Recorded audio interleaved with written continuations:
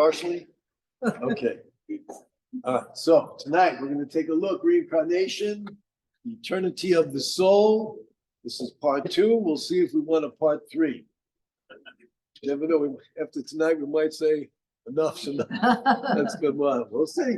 Take a look. All right, so, all right, last week we saw the concept of a soul that can exist beyond this life.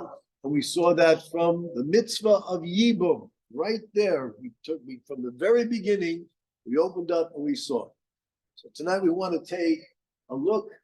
As we go a little bit further, hopefully we'll answer some of the questions. Let's keep in mind that we don't have many, I say many, we don't have many who can testify to that which we will learn tonight. There are some, and they have recorded and written their observations, their knowledge to share it. And that's what from the writings and the sources that I am sharing with you. Okay, so we'll try to cover a lot. Last week you asked me about the Hindu, Indians, everything. Okay, I'm still not capable of speaking intelligently about that. I'm not capable of speaking intelligently about money, mostly. But I did look into a little bit, and we'll see tonight that it is not the same. Okay, so let's begin on page 11, Genesis chapter 2, verse 8, page 11. We have it? Not quite. Chapter 2, verse 8. It's the last verse. Ronnie, can you do it nice and loud? Hashem God planted a garden in Eden to the east, and placed there the man whom he had formed. And Hashem God caused to sprout from the ground every tree that was pleasing to the sight and good for food. Also the tree of life in the midst of the garden. Actually, you know what? I don't want that. I want verse 7. There you go. That's my first mistake. Verse 7. The one before that, chapter 2, verse 7. And Hashem God formed the man of dust from the ground, and he blew into his nostrils the soul of life, and man became a living being. Okay. Very beginning in the creation of man. This is very important. God formed man from the dust, the ground. He blew into his nostrils the soul of life. Man became a living being. Now, we already had the animals that were created, and they were also called Nefesh Chaya, living. What is the difference? So let's take a look at the very bottom on this page 11, on the bottom of the right-hand side, where it says 7. See the commentary? And he blew into his nostrils. Go ahead. Can you read it? I'll try. Go ahead. He blew into his nostrils the soul of life. God thus made man out of both lower earthly and upper heavenly matter, his body from the dust and his soul from the spirit, according to Rashi. In the words of the Zohar, one who blows from within himself, indicating that man's soul is part of God's essence, as it were. This soul made man a living being, which Unclus defines as a speaking spirit. Okay. And then he says that man is unique because of this, different than all animals. You know what? Continue. Go ahead. Shouldn't interrupt. Unfortunately, the life that is unique to man and which only God can blow into him is the rational soul that includes the power of intelligent speech. This is what elevates the human above animal life, the ability and therefore the responsibility to use his intelligence in God's service. Okay, so this verse tells us that man has more than just a nefesh. Animals have a nefesh, life spirit. Man has a neshama, because God blew into his nostrils nishmas chayim, a living neshama, a soul. Soul enables man to have higher intelligence, the ability to speak, and the ability to recognize that we have a creator. And that's what distinguishes man from the animal kingdom. So right away we see man has a soul. Let's go to page 123, if you'll be so kind.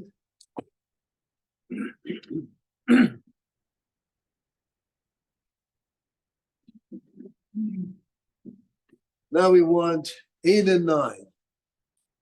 So this is beginning on 121, bottom of 121. This is Parshas Chayesara, which we just finished this Shabbos.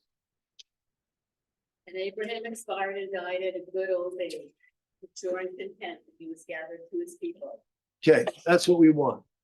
He was gathered to his people. Continue 9.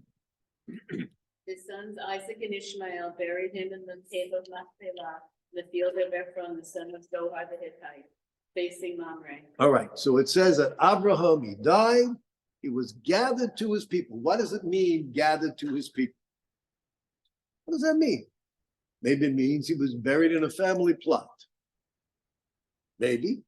The next verse states that his sons, Isaac and Ishmael, buried him.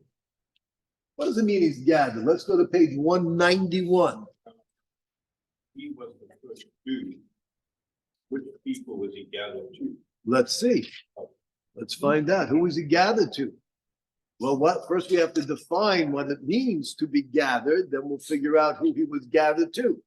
Page 191, let's go to verse 29. And Isaac expired and died, and he was gathered to his people, old and fulfilled of days. His sons Esau and Jacob buried him. Same thing. So we find by Abraham gathered, by Yitzchak gathered, and after it says he was gathered, it says he was buried. Okay, maybe it means he was buried and that's where he's gathered. Let's go to page 285. 285. 285. Bingo. We want verse 33. When Jacob finished instructing his sons, he drew his feet onto the bed, he expired and was gathered to his people. Now, maybe this means also that he was buried with his family. Is that possible? Why not? That's right. What do you mean they did a number on him? Jacob died. Where was he when he died? In Egypt. And then they wanted to worship. What did they do? It was type of an embalming. It wasn't real embalming, but it was something like that and everything. When did they bury him? The whole next chapter. They had to take him from Egypt and they had to bring him to Israel. And they had to bring him to Hebron, to Moras and Machpelah, bury him there. It took months. So what does it mean? He's gathered to his people. Yes, sir. Aren't all the Neshomot of a incorporation of Neshomot from Adam himself that were handed down at Sinai, and therefore all the Neshomot as they, person died, went back to that pool to be. Okay, very good. Saying an excellent thing, and we're going to expound on that. Yes, and that's what Michael also touched upon. So let's turn the page to 287 and let's look at verse 13. His sons carried him to the land of Canaan, and they buried him in the cave of Machpelah, field, the field that Abraham had bought as a burial site from the Hittite facing Mamre. So obviously, when it says gathered to one's people, we are compelled to say it does not refer to burial. Because in chapter 49, he was gathered to his people. In chapter 50, which was months later, he's being buried in a whole different location. Yes. It's kind of interesting because in Hebrew school, you're told that gathered to his people is a euphemistic way of saying he died. And I'm answering my own question in my head because you couldn't explain this to an 8-year-old or not. Sometimes I don't understand it myself. They're absolutely right. And to say that he died, as we'll see, it said in some of those verses that he died and was gathered to his people. Why the repetition? But you're absolutely right. To a child, what are we going to explain? Although sometimes children can understand it better than let's go to page 843. 843. Here we're talking about the death of Miriam.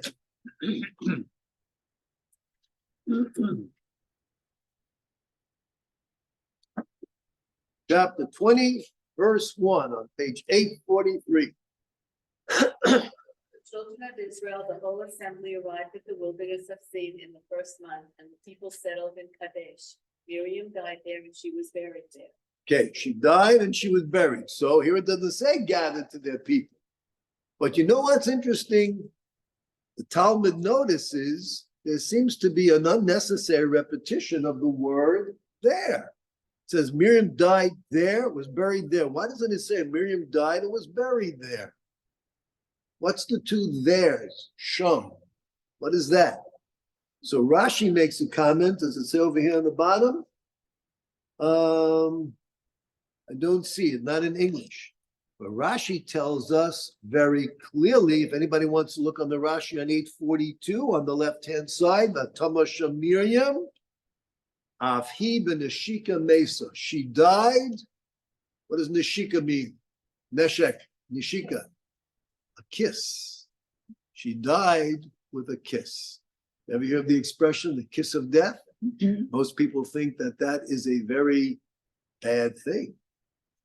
No, it's not. The kiss of death means that it's an expression for the incredible bond of her soul with God, her creator. Like a kiss to come together. The soul of her creator came together like a kiss. And with that, her soul was removed from her body. Now, she wasn't the only one who died this way, but this is where the Torah reveals it. How they know that? Rashi brings does he bring from the Gemara, wherever he brings from, wherever he quotes it from, I'm not sure. Moed Katan Daf Chof Ches, that's where the Talmud. Moed Katan 28a. So she dies with a kiss. And what is this kiss? Interesting, just want to point out that this death with a kiss is mentioned by Miriam. Keep that in mind. Let's go to page 847. You know, it could be that it said Miriam died there, and she was buried there, because they're trying to say she died there and they didn't take her somewhere else to be buried, like they did Jacob. They did in Abraham, they did in Yitzchak, and it doesn't say there. You're pointing to the double use of the word there. Correct. So why? She died there. So you want to say as opposed to Yaakov, who was taken somewhere else. But it doesn't say by Abraham and Yitzchak, they died and were buried there, even though they were not taken somewhere else. Okay, 847. Let's go to what verse do I want here? What do I want? 24 to 26. Now we're going to deal with, let's see, this is the death of Aharon. Verse 24. Aaron shall be gathered to his people, for he shall not enter the land that I have given to the children of Israel, because you defied my word at the waters of Slatus. Take Aaron and Eleazar his son and bring them up to Mount Hor. Strip Aaron of his vestments and dress Eleazar his son in them. Aaron shall be gathered in and die there. So he's gathered and he dies. Now, where is Aaron buried? Is he buried in Hebron? No. He's buried on Har HaHor, it's called. Mount Hor. That's what it's called. Who else is buried there? Nobody. Nobody. So what does it mean he's gathered to his people? Let's go to page 889.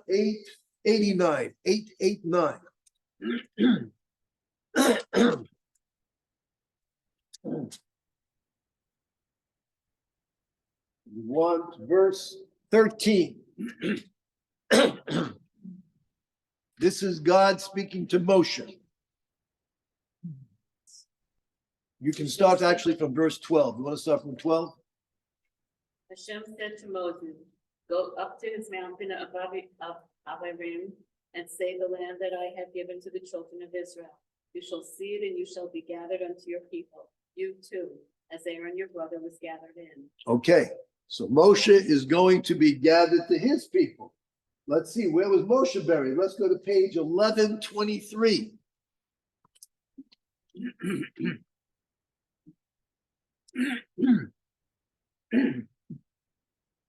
We want verse 6.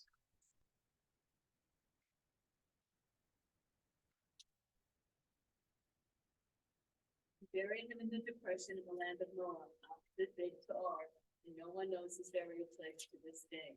So Moshe dies and he's buried. He buried him. Who buried Moshe?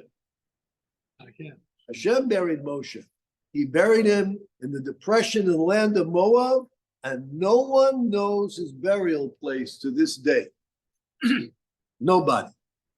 So we say Moshe was gathered to his people. If it was a common burial plot, then it should be known. Okay, so what do we see from all of this? What you all noticed right away. Gathered to the people is not referring to the physical remains. It's not what it's talking about. What does it mean, gathered to the people? It means the neshama, the soul. The soul is gathered. Which people, you asked? Kenny actually answered it. The souls, you said he might have been the first Jew, Abraham, but there was Noah, there was Adam, there was Eve, there was Methuselah, there were many righteous people. They might not have been chosen to be the Jewish people, but they were absolutely righteous people, and they had holy souls to which Abraham was gathered. So the gathering to one's people is referring to that spirit, that neshama that God blew into the nostrils of man. Not just a life force. Animals have a life force too. Something else, a soul. Let's go to page 1287. Ecclesiastes. Very famous verse. 1287.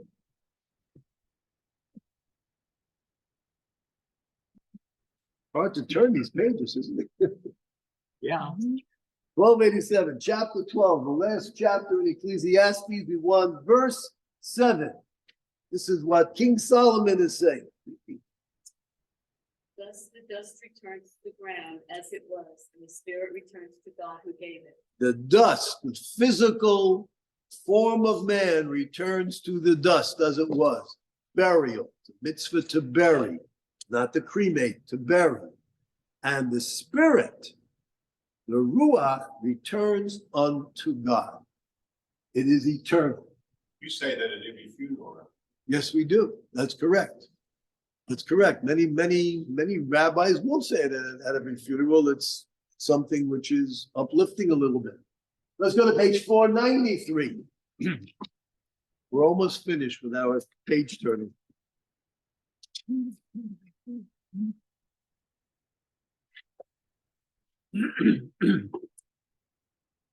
493. We want, this is Parshas Kisisa.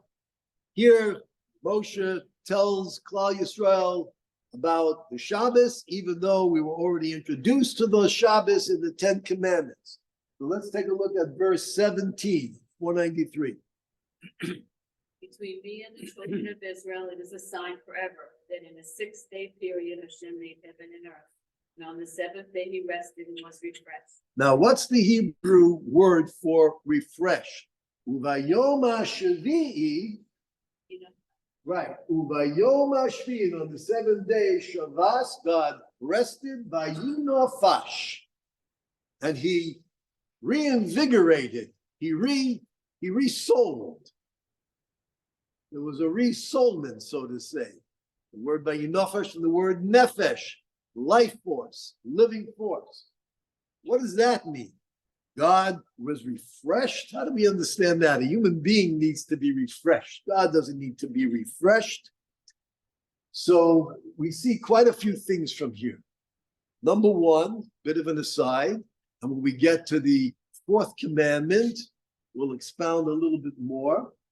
But there's a very interesting thing here. In English, they translate that it is a sign forever that in a 6-day period, Hashem made heaven and earth, correct?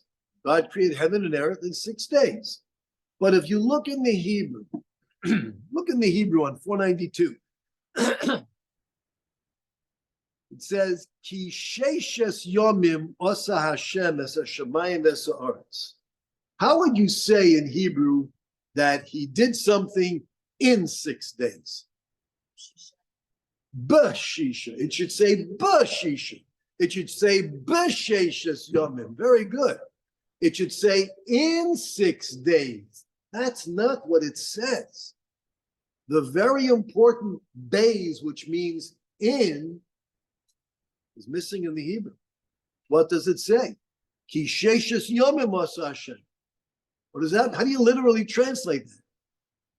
God made 6 days and the heavens and the earth. And on the 7th, he rested by Yinofash, and there was a refreshment. What does it mean? So listen to the Or HaChaim, also one of the great Kabbalistic commentators, in which he says, and when we get, as I said, forthcoming, we'll elaborate. He says an amazing thing. God created this universe not only in 6 days, but to last 6 days. Just like a human being is a body with a soul, animal has a life force, the universe, everything that is matter, also there is some life. What causes these atoms, the electrons, the neutrons, what is it that keeps them moving around? There is some force over there. There is an energy, call it whatever you want. I'm not a scientist, but whatever it's called, it comes from some source. The universe has a soul. That soul has an expiration date, 6 days. So how is it continuing? The answer is, it gets a new soul. The batteries are recharged, refreshed. How? With the Shabbos. The Shabbos is not only for us to enjoy or to refresh ourselves, so to say, it's the universe. The Kabbalah say that if there would not be a Sabbath observance of one person on the face of the earth would cease to exist. This is what it means that on the 7th day God rested. What does it mean he rested? It means that the expiration point was coming, but vayinofash, he refreshed it. He enabled man to become a partner with God in creation. And in the Talmud it says, whoever says Vayachulu Hashemayim va'aretz Friday night, we say it in Kiddush, say the Ma'ariv, becomes a partner with God in creation.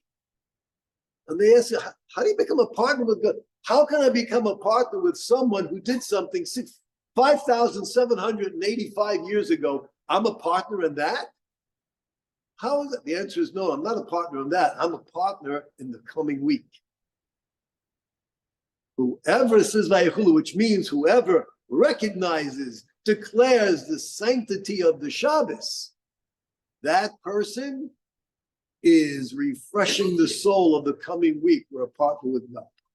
Now, in addition to that, look at these words. Uvayom Hashavi'i Shavas Ve'inafash. Look at the last letters of these words. Let's do it backwards. Shin, Tov, Yud, Mem. What does that spell?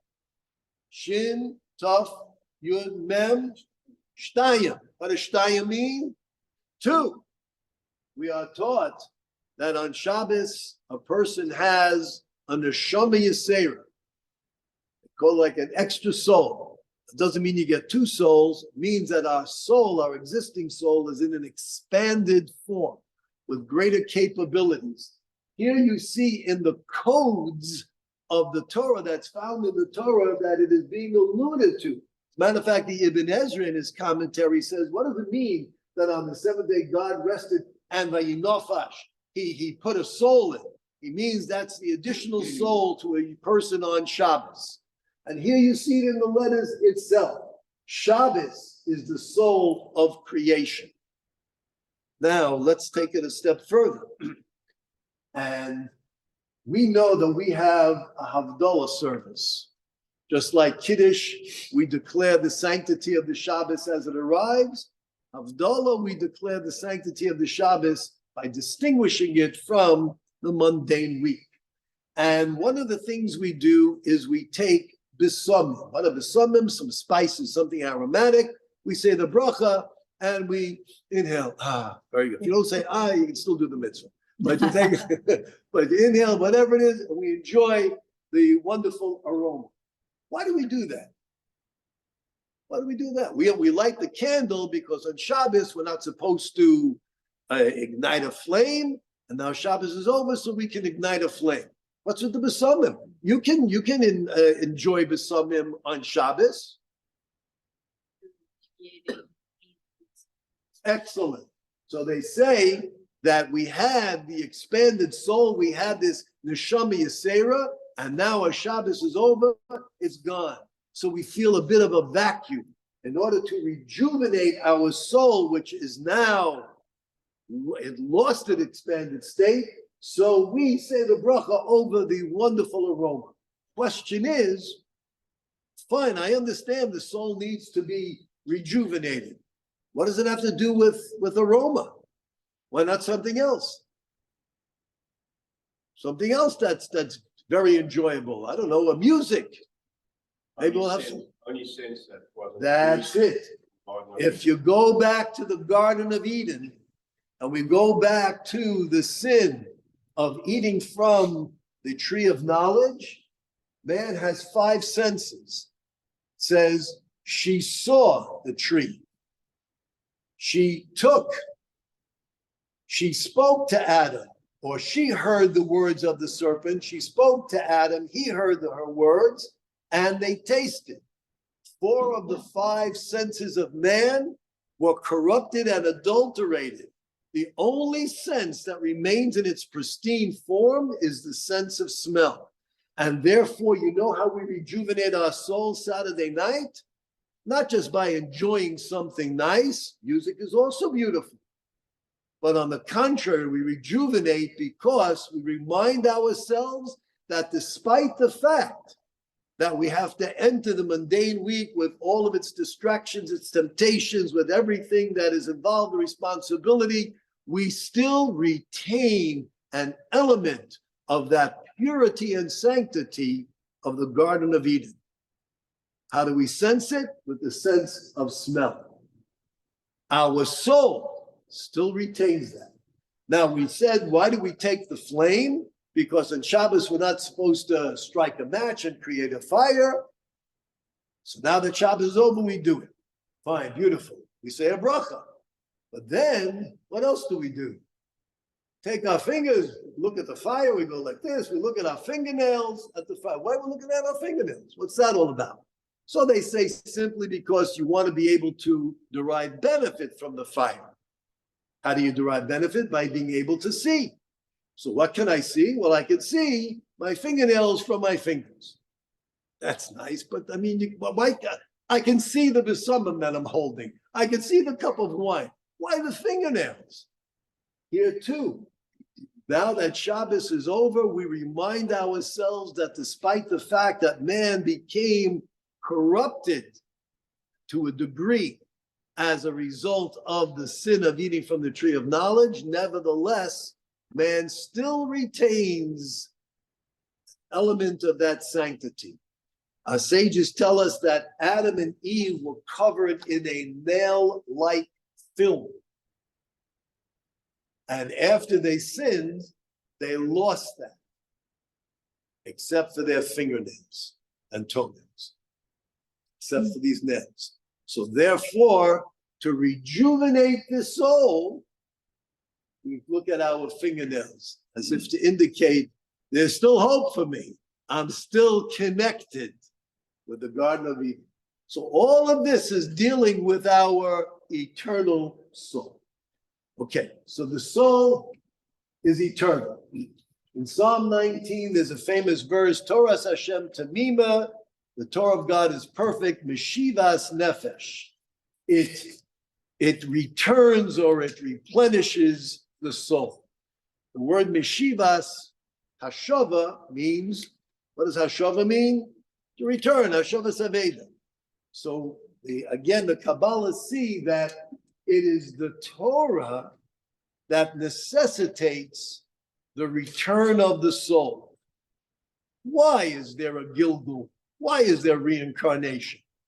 Because we need to fulfill our mission. Each and every one has a mission. None of us are perfect. No human being is perfect, except for, of course, my wife and other women. But I mean, the men, let me say, men are not perfect. Okay? So we're never going to get 100%, but we got to get close. So we have to fulfill the mission. Well, what if we were missing a lot? God has no intention to bring pain upon man. No parent wants to bring pain. But we might say to our children, I'm going to give you another opportunity. I'm going to bring you back. And therefore the soul can be reincarnated. Now, as we said, the wicked might come back in the form of a branch, a tree, a fruit, or whatever, an animal. Those who are not wicked, the rest of us, we come back as human beings. How many times do we come back? How many times? Now, I can't prove this to you, but again, I'm sharing with you from the works of those who know. And there are those who say 3 times. Why 3 times? Because the process of reincarnation is like koshering. If you used your meat fork, you used it with cheese, we have to kosher. So you kosher it, put a little boiling water, whatever it is, whatever the process. But if you're dealing with earthenware, we have to put in the boiling water 3 times. Once, twice, 3 times we have to do it.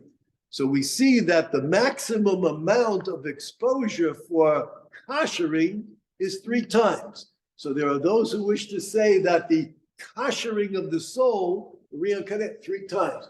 Others say it can be 100 times. Person can come back 100 times. If that's the case, when we do come back, eventually at the resurrection of the dead, who are we coming back as? We're going to come back as Boris Karloff or Tom Cruise. Who are we coming back as? How are we going to look? What are we going to look like? Some say we will come back in the last body that we occupied. Others say we will come back in each form. What's going on? We're going to come back in each form. I mean, how many people are we? So, another point to ponder. When a person comes back, what state are we going to be in when we come back? If somebody dies at 120, they're coming back as 120? Their grandchildren know him as somebody who was 90 years old. But their parents know him as somebody who was 25. How are we coming back? Could they know their neshama? Could their neshama know these people? Absolutely. But when we are resurrected, which means that the soul will be joined with the body, which body? It's very possible it will be left up to the eyes of the beholder, which means what we remember of that person, that's what we will see in that person. So if we saw a grandparent, that's what we will see at the resurrection. If our parents or our grandparents saw a grandchild, that's what they will see. How do we comprehend this? Because remember, a soul is like a flame we saw last week. And you can extend the flame to different parts, and it never diminishes, nor is it extinguished. We have no proof on this. Again, but there are those who know, right? One other point, and that is many souls can be reincarnated into one body. Just as a body has different parts. Imagine taking the arm of one person and putting it on another. Right? You do that. You can do that. Similar with the soul. There are components to the soul. Don't think of the soul as just one entity. The soul has different components. It is possible for a soul of a person to join with others when they occupy this body. The goal of the reincarnation, as we said, is to enable a person to fulfill their mission. Let's say they were reincarnated and they fulfilled their mission. Then what? They don't remain in this reincarnated state, but the soul will then adjust into the world of the souls, which we're not talking tonight, maybe next week. If you want, all up to you. Okay? So the reincarnation is a temporary existence, as opposed to Hindu, where they believe that is permanent, that they will occupy this mountain, their spirit is in this mountain forever. This is temporary. Sages tell us, when a human being is reincarnated into human form, they do not have a lucid memory of their previous lives. If they are reincarnated into animal form, they do. They do. And animals can somehow just take an incredible, you feel the affinity, you feel the love or whatever. There's something there the animal knows. We don't know, except for the very, very few who testified that they knew exactly who they were in previous lives. And they were able to identify things. And this is not just sages. We had mentioned at one time, maybe, I think I did it in the Talmud class. Maybe I'll mention it about, this is talking about people who knew things, children who were born and knew things, locations of hidden things in countries that they never even heard of. This has been recorded and everything. Okay, so it's not just some Kabbalist. Yes, ma'am. If we get to come back, our souls get to come back 3 times or 100 times, then why would we try to be a good person the first time? You just say, oh, I'll get it right next time, or next time, or the next time. Well, so you could be. You might not get it right next time. But you might, but why try? Because our goal is to achieve our mission. It's like saying, why should I eat today? I'll eat tomorrow. What I got to eat today for? I need to eat, I'll eat it tomorrow. We have to eat. So anyway, a person might come back, who knows what they're coming back as. And there might be a limitation. It's not endless. Okay? There's something called ibur. Who knows what ibur means in Hebrew? A mu'uberet. What's a mu'uberet? Pregnant. Ibur is pregnancy. There's something called pregnancy, which means that a living human being can have another soul come along for the ride. Like when a person is pregnant, all of a sudden you have another life with you for a temporary period of time. Why? Because it's very possible that a soul might be missing one mitzvah. They just didn't have the opportunity. And here is someone who is about to engage in that mitzvah. Their soul might attach itself to this individual. Where do we find examples? So they say Moshe Rabbeinu he had reincarnation, or the soul of Noach was found in Moshe Rabbeinu. Moshe Rabbeinu corrected the mistake of Noach. What was the mistake of Noach? They say the mistake of Noach was that although he attempted to bring to man's knowledge the wicked behavior and how it's distasteful in the eyes of God, he didn't do enough. Moshe did. Moshe was willing to jeopardize his entire relationship with Hashem for Klal Yisrael. Where do we see this? The broken tablets of the gold. By the golden calf. When Hashem told Moshe, Klal Yisrael is deserving terrible consequences. So Moshe, before he came down and broke the 10 Commandments, while he was still on Sinai, he's pleading for Klal Yisrael, and he says, God, accept my prayers, accept their repentance or whatever. If not, mecheni na mesifracha, erase my name from your book. Take my name out of the Torah. Mecheni na. Look at this word mecheni. I guess I should write it a little bit higher, right? Our sages see Moshe Rabbeinu says mecheni. How do you spell mecheni in Hebrew? Here's how it's spelled.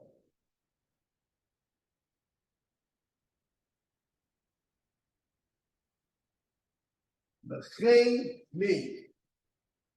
Contained in this word, again in the codes, is nun ches. What does that spell? And mem yud, which spells may. May meaning the waters. The prophets speak about the great flood as the waters of Noah.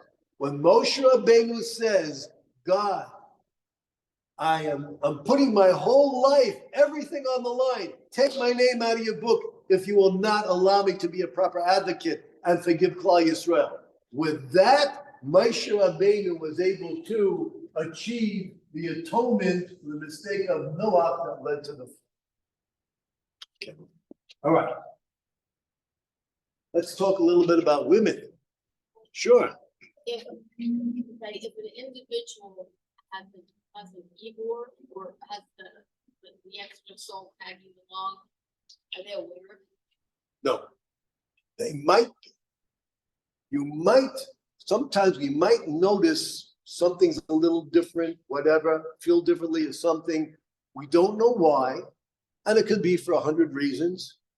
Maybe it has to do with something we ate the night before. But we feel a little bit different. Yes, it's possible to sense there's something different. But to be cognitively aware of it, no. All right. Are women subject to reincarnation?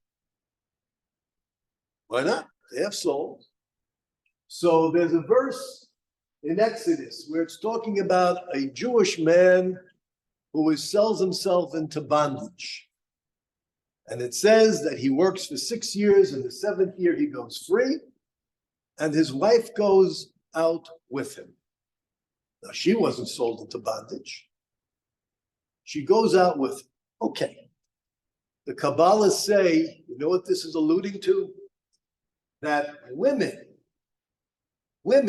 should not be subject to reincarnation. They should not need reincarnation.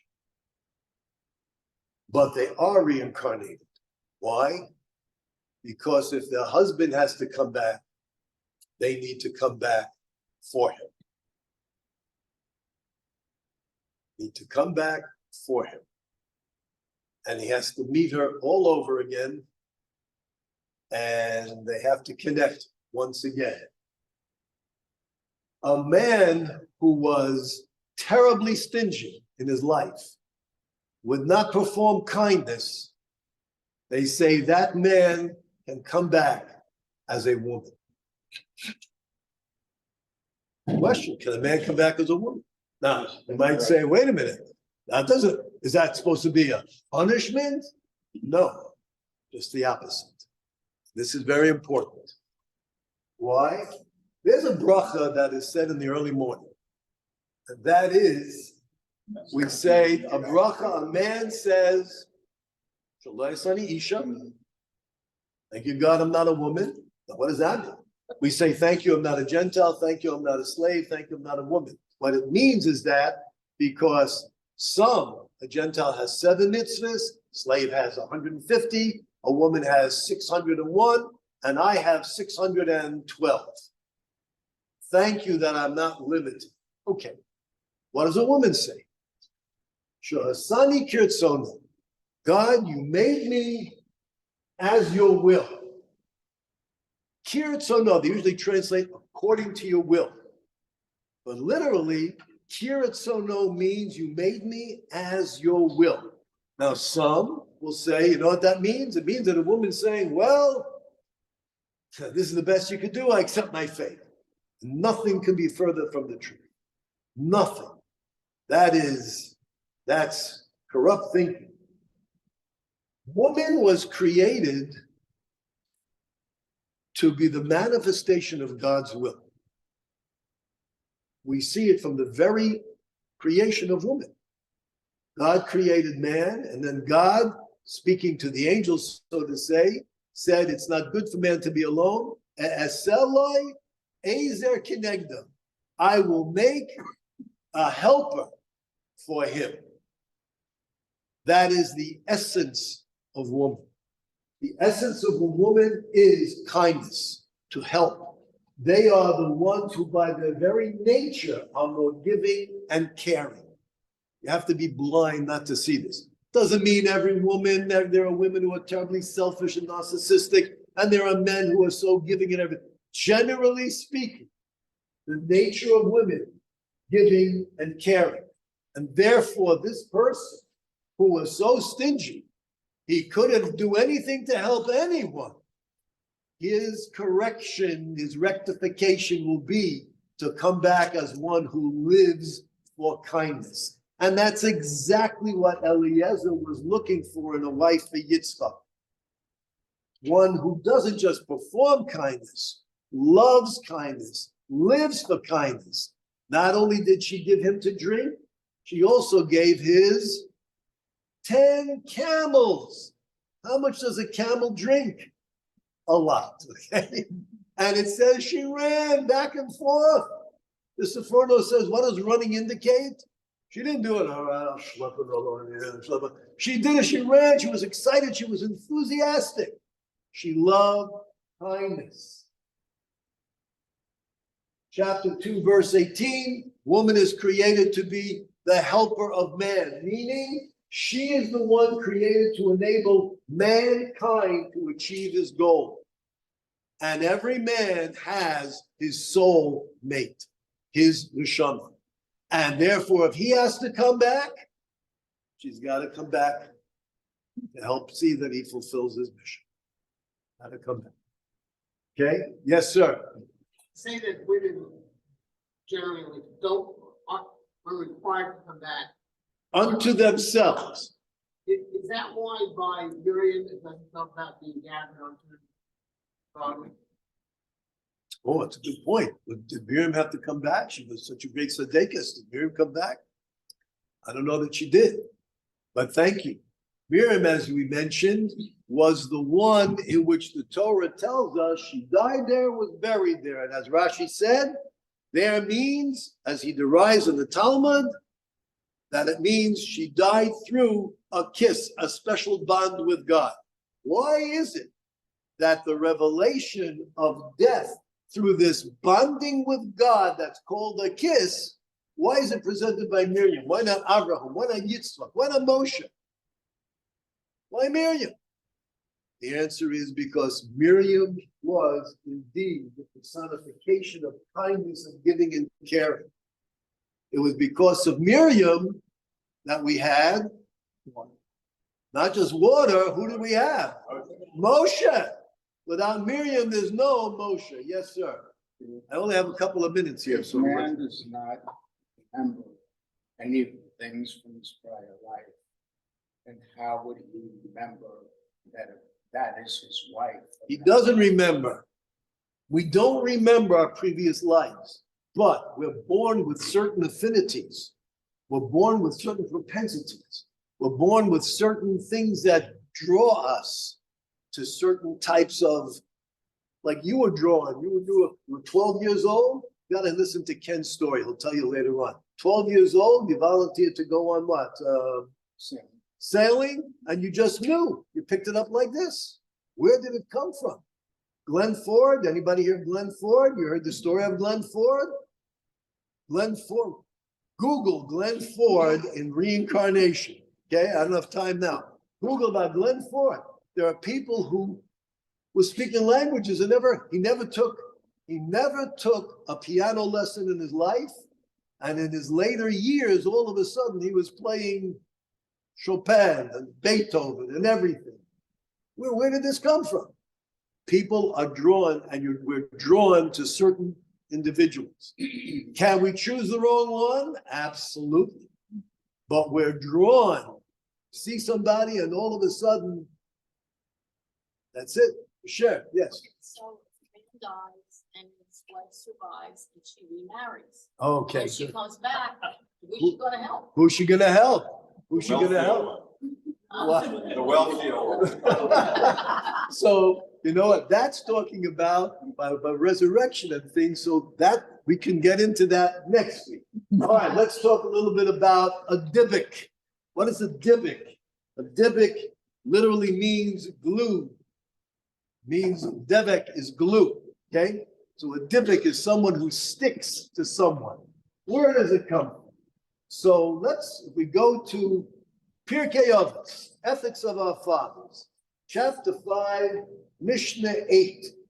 10 things were created on Shabbos Eve, Erev Shabbos at twilight. One of them is, it says, Af Hamazikim. The Mazikim were created. What are Mazikim?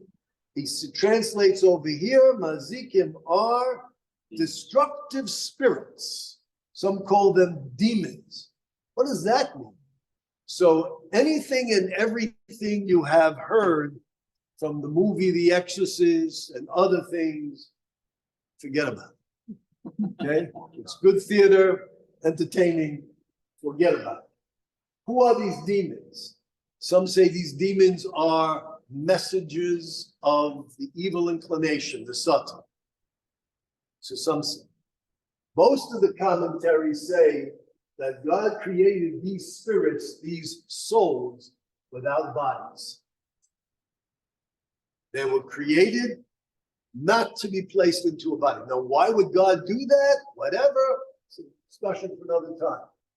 These spirits, these mazikin, seek to inhabit or possess a human body, but they're not allowed. It's not like invaders. What was that?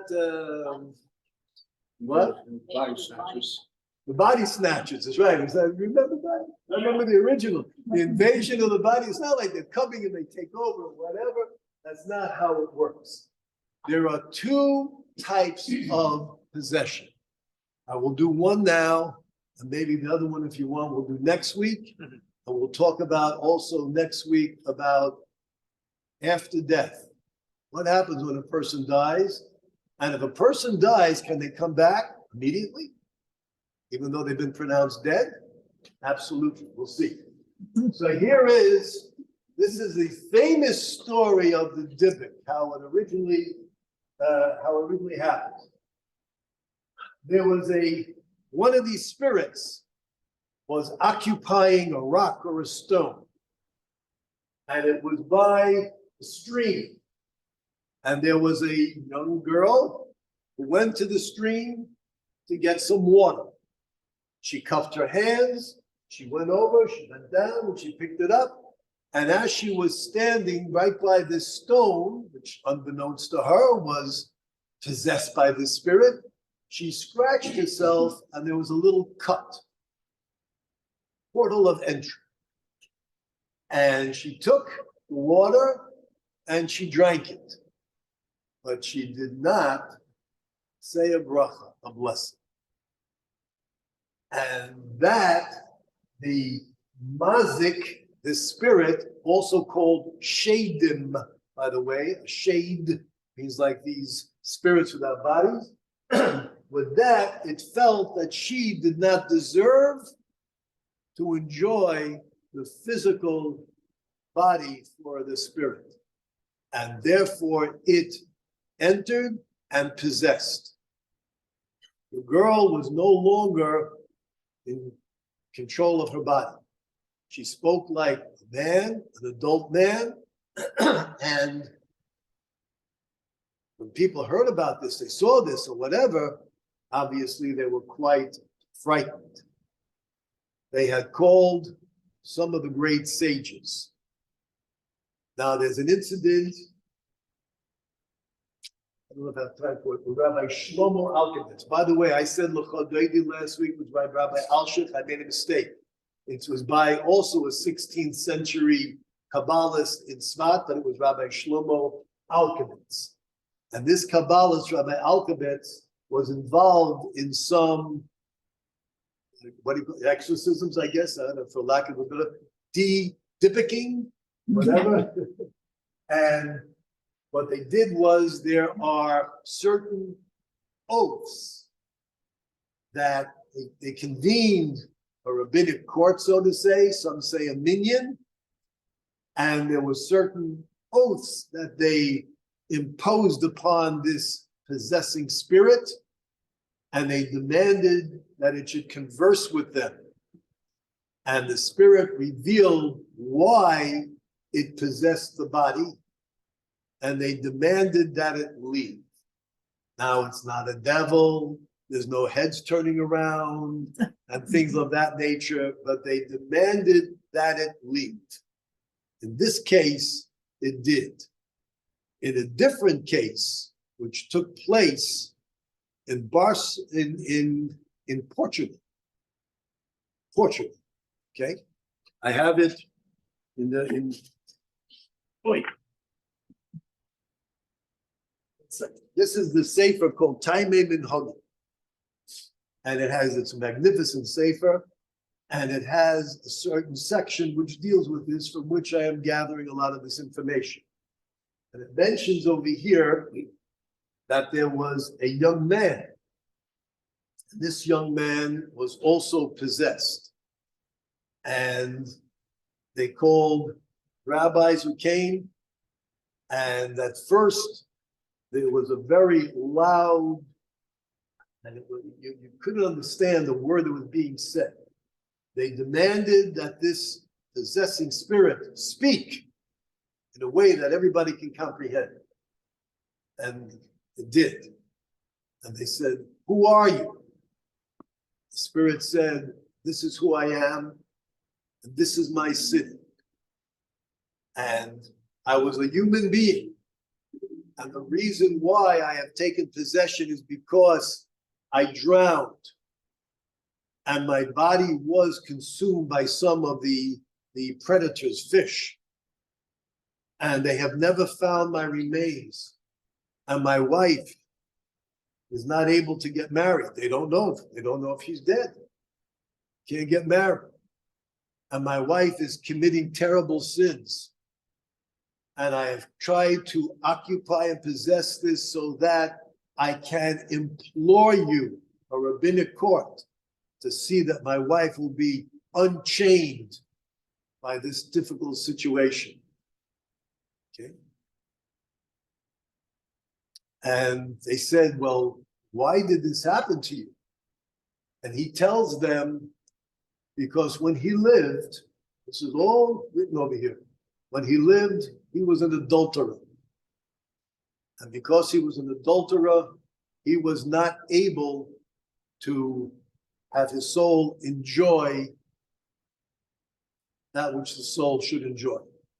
And therefore he came back, and he came back, I think he was in the water. Oh no, he wasn't in the water. He came back. We'll see in a moment how he came back.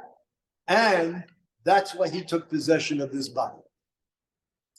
They told him, they asked him, "Who was your wife?" He told them who his wife was. He told them where she is. And the information that he said was fine.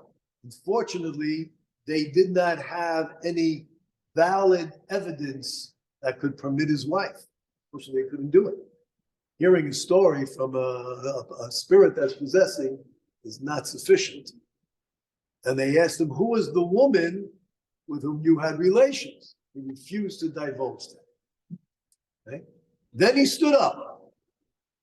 He stood up. They asked him, "Why are you standing up?" He said, "Because there is a rabbi coming in who deserves the honor." And just then, this rabbi came in. And then there were a few more people who came, I guess, observing. And he says, "Why are these two here? They're no better than I am." I said, "What do you mean?" He said, they've committed adultery too. They were a little bit shocked. People looking at him. And he starts naming names and places. And these two men begin to cry.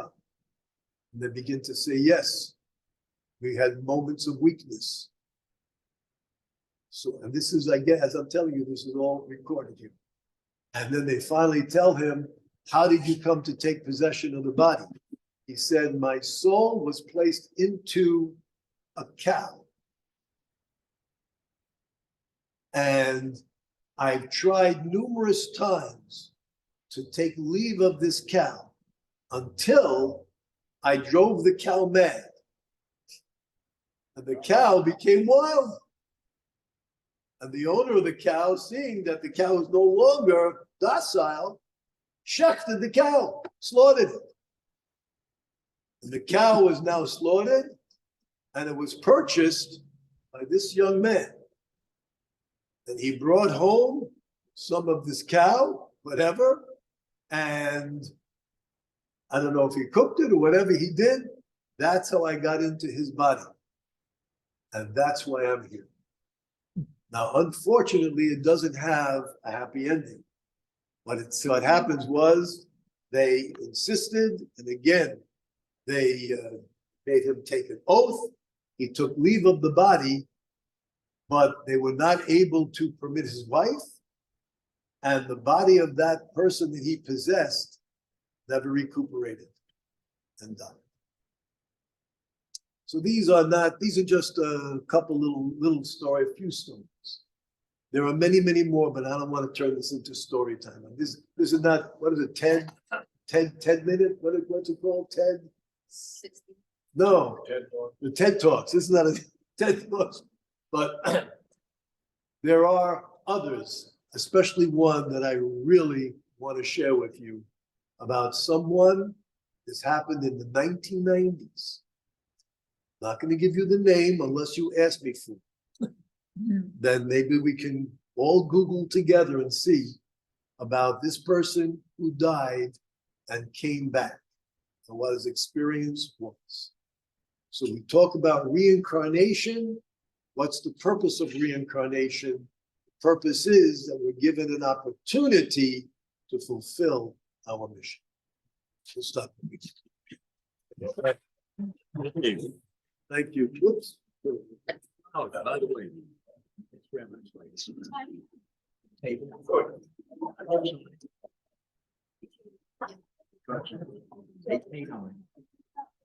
But chips.